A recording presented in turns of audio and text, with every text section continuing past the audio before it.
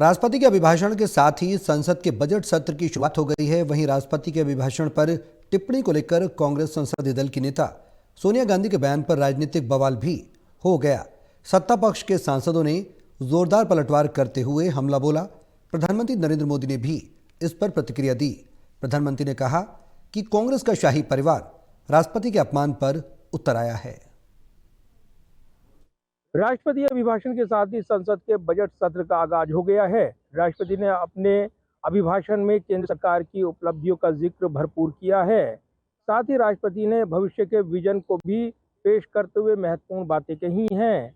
हालांकि राष्ट्रपति के अभिभाषण को लेकर सोनिया गांधी की टिप्पणी ने विवाद बढ़ा दिया और इसको लेकर सत्ता पक्ष ने पलटवार करते हुए माफी की मांग की है। ऐसे में राष्ट्रपति अभिभाषण और इसके बाद सोनिया गांधी की टिप्पणी को लेकर भड़के विवाद ने संसद के बजट सत्र के पहले ही दिन विवाद खड़ा कर दिया है। संसद के बजट सत्र का आज से आगाज हो गया है। राष्ट्रपति द्रौपदी मुर्मू ने बजट सत्र के शुरुआत के पहले ही दिन संयुक्त सदन को संबोधित किया और सरकार की उपलब्धियां गिनाई। संसद के दोनों सदनों की संयुक्त बैठक को संबोधित करते हुए राष्ट्रपति ने विकसित भारत के संकल्प पर जोर दिया। संसद की इस बैठक को संबोधित करते हुए मुझे हार्दिक प्रसन्नता हो रही है। अभी 2 माह पहले हमने संविधान को अपनाने की 75वीं वर्षगांठ मनाए हैं और कुछ दिन पहले ही भारतीय गणतंत्र ने 75 वर्षों की यात्रा भी पूरी की है।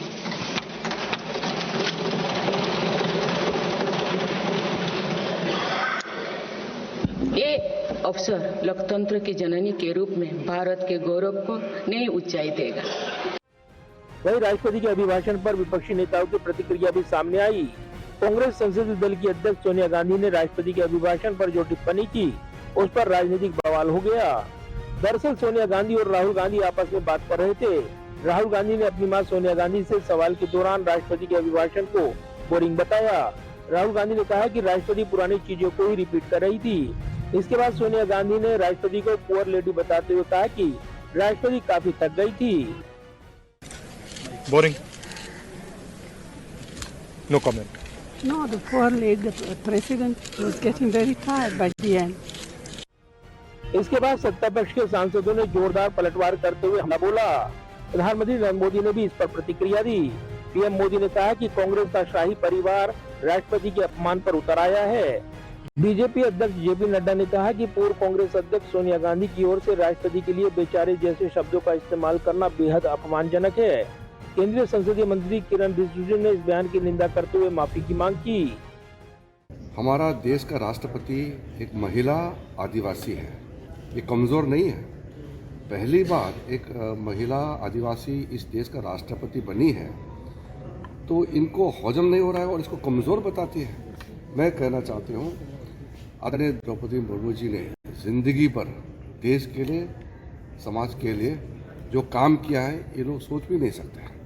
और आज जब भाषण दिया है और देश को संबोधन किया है संसद के माध्यम से, तो इस तरह से बोरिंग कहना, कमज़ोर कहना, थकी हुई महिला कहना, ये कोई शोभा देती है क्या किसी नेता को? मैं सबसे पहले तो मैं खुद आदिवासी हूँ और हमारे आदिवासी राष्ट्रपति जी के प्रति जो टिप्पणी की है वो घोर निंदनीय है और माफी मांगना चाहिए।